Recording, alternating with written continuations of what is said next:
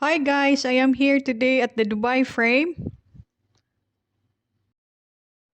If you're looking for a fun way to spend your weekends in Dubai and haven't already been here, then visiting the Dubai frame will definitely be worthwhile. Tara, explore natin ang Dubai frame.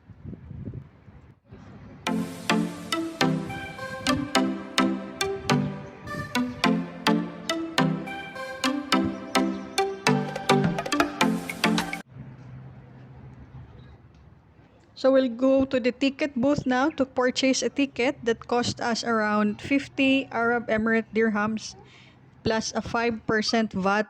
So it would be around 52.50 for adult and 20 dirhams for children.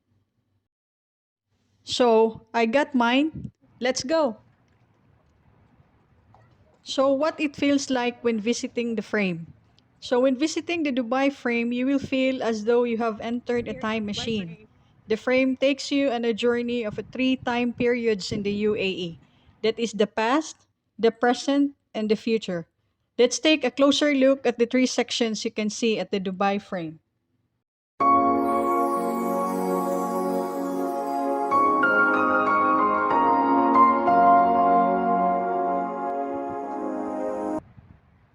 So just an overview. So the Dubai frame is an architectural landmark located in Zabeel Park in Dubai.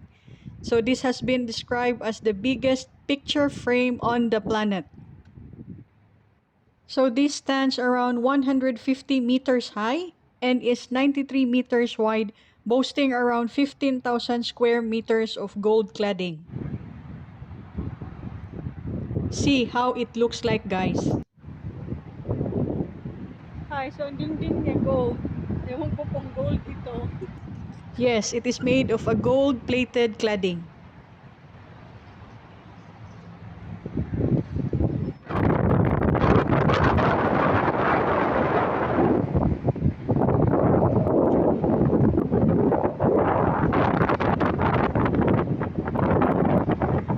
Let the journey begins.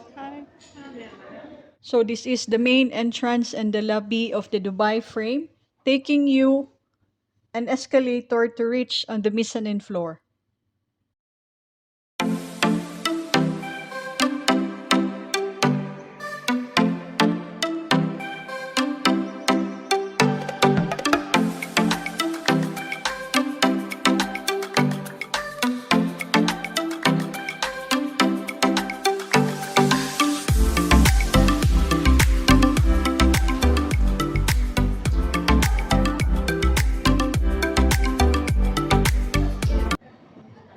So the journey will begin on the mezzanine floor, where you will be taken on a tour of a multimedia exhibition that features 3D projections and special effects to provide you with a multi-sensory experience of all Dubai. So you will get to see all the elements of the Emirati traditions and the heritage and how the city has rapidly transformed from a humble fishing village to one of the most luxurious and urban destinations in the world.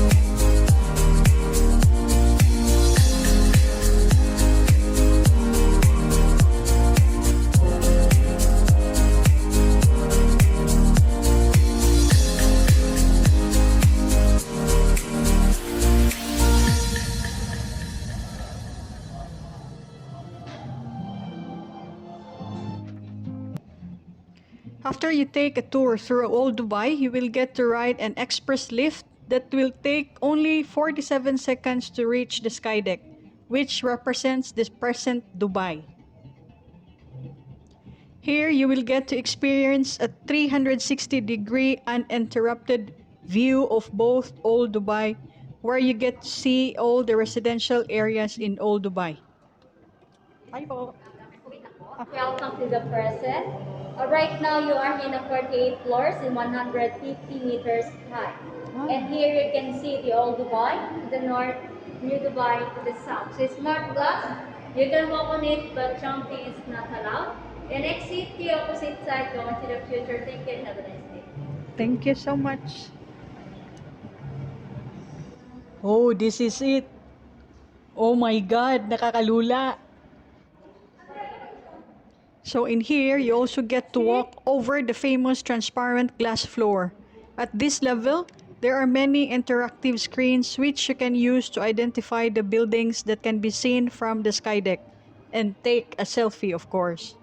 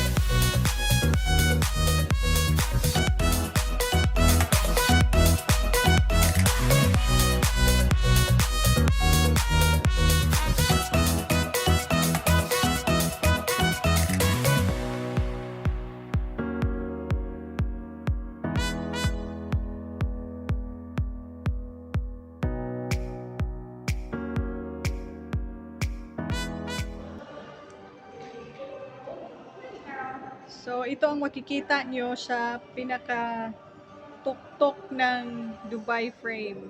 So this is now the Old Dubai, where you get to see all the residential areas in Old Dubai.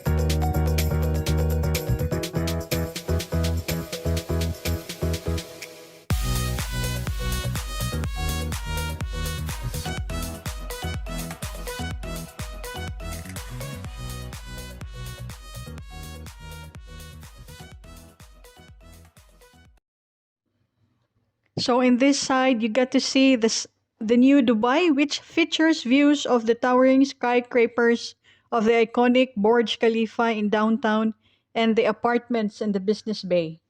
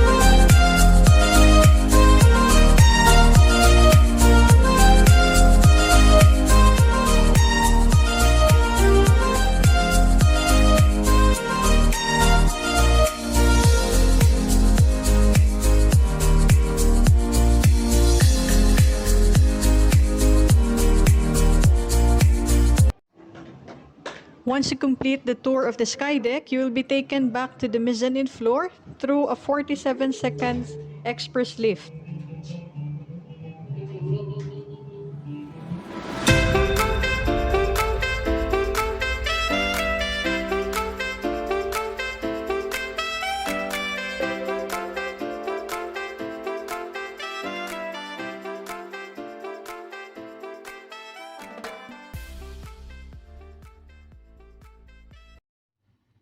From the express lift, you will get to move through a tunnel which uses special lights and sound effects to provide an experience of how Dubai will look 50 years from now.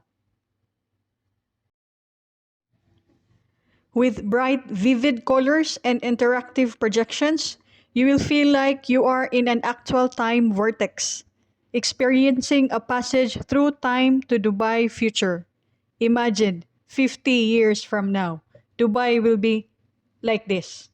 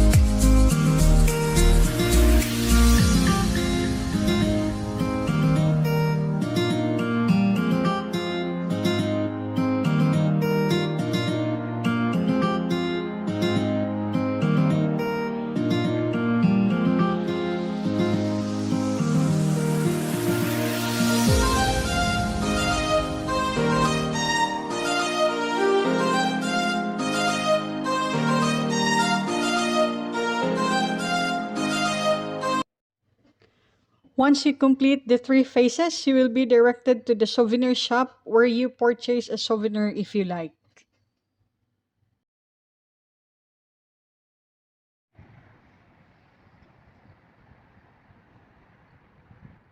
So that is the sky deck where we did the viewing a while ago.